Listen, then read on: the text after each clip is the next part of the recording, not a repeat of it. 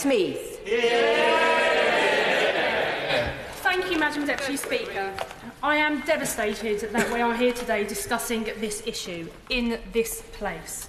We shouldn't have ever had to have got to this point, to be discussing one of the oldest hatreds and how it is back in our political discourse as a norm. But, Madam Deputy Speaker, I'm proud to be supported by so many of my friends and colleagues from across the House.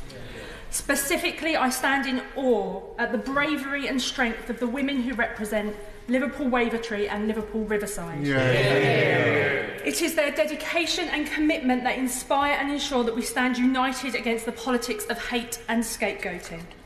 Madam Deputy Speaker, I find myself in the bizarre position today of feeling obliged to state for the record that my register of interests are in fact accurate and that I have not failed to report any additional employment. Specifically, Madam Deputy Speaker, I feel I must inform you that I am not a CIA spy, I am not a Mossad agent, and nor am I an MI5 operative.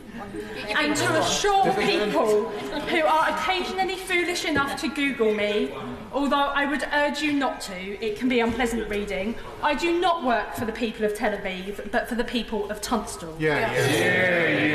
These are just some of the regular anti-Semitic tropes that have become normal in my world. And to be clear, just in case I needed to say it, I am not, nor have I ever been, a lizard, transdimensional or otherwise. What I am, Madam Deputy Speaker, is a proud trade unionist, a Labour Party activist for over 30 years, and a lifelong anti-racist. I also happen to be a British Jew. And in 3 decades of political activism, there has never come a time when those 4 parts of my identity provided any form of conflict, until now. Madam Deputy Speaker, I used to run Hope Not Hate with the wonderful Nick Lowles. I was the Jewish community's anti-BNP campaign coordinator. I first stood at a demo against the National Front when I was 12. I have spent my life campaigning against the politics of hate and extremism. I have witnessed anti-Semitism and racism from the far right. After all, that is what they do. And honestly, Madam Deputy Speaker, I had become desensitised to it. But I will. I'd just like the Honourable Lady to speak for a minute longer. Thank you. Thank you. But over the last 2 years, I've experienced something genuinely painful. Attacks on my identity from within my own Labour family. I've been the target of a campaign of abuse, attempted bullying and intimidation from people who would dare to tell me that people like me have no place in the party I have been a member of for over 20 years, and one that I'm proud to represent on these benches. My mum was a senior trade union official, my granddad was a blacklisted steelworker who became a miner. I was born into our movement as surely as I was born into my faith. It is a movement I have worked for, campaigned for and fought for my entire adult life.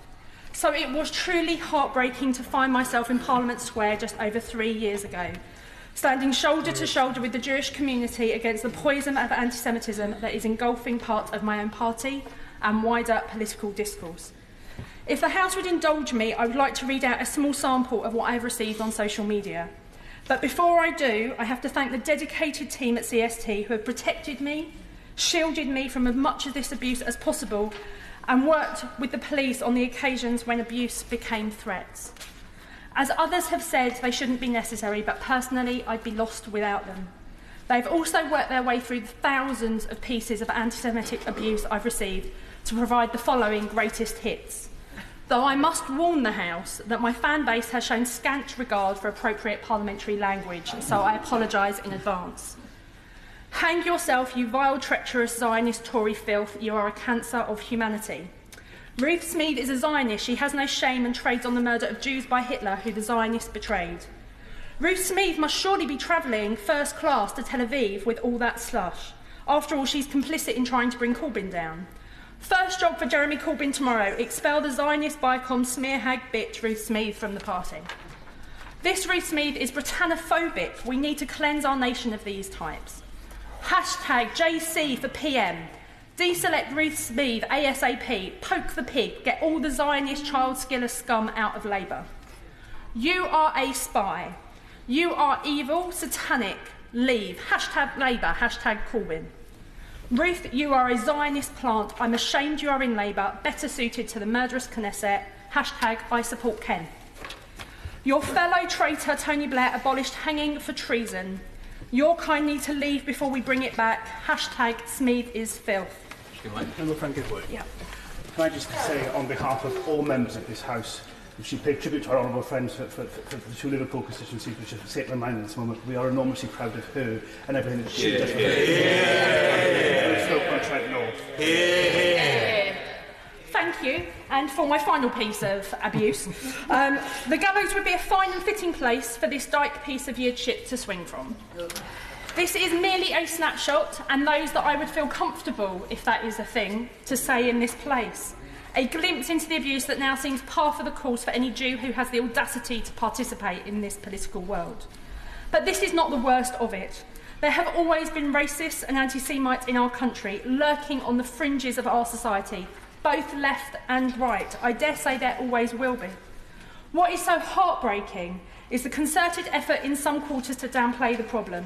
For every comment like those you have just heard, you can find 10 people ready to dismiss it, to cry smear, to say that we are weaponising anti-Semitism. Weaponising anti-Semitism. My family came to this country fleeing the pogroms in the 19th century. Of our relatives who stayed in Europe, none survived.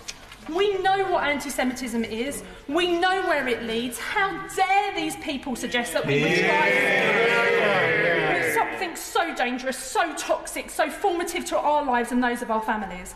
How dare they seek to dismiss something so heinous, to reduce it to the realm of political point scoring? How dare they, Madam Deputy Speaker? I'm not just speaking for me, but for the young Jewish people I meet across the country who are beginning to fear they don't have a place. Young people who are braver and tougher and better than you and than I could ever be. The kind of young people who make you feel that our future is safe in their hands, but right now they don't feel safe. I've run out of time. Sorry. There is something more fundamental at stake here than any party's policy platform or electoral performance. The right of Jewish people to participate in the politics of our country as equals. Madam Deputy Speaker, last month we heard a plea. Enough is enough. I stand here today to say that we will not be bullied out of political engagement. We are going nowhere, and we stand and will keep fighting until the evils of anti-Semitism have been removed from our society.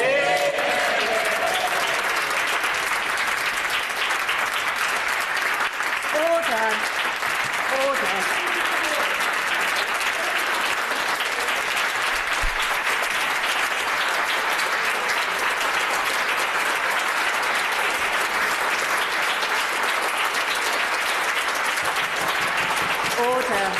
Order.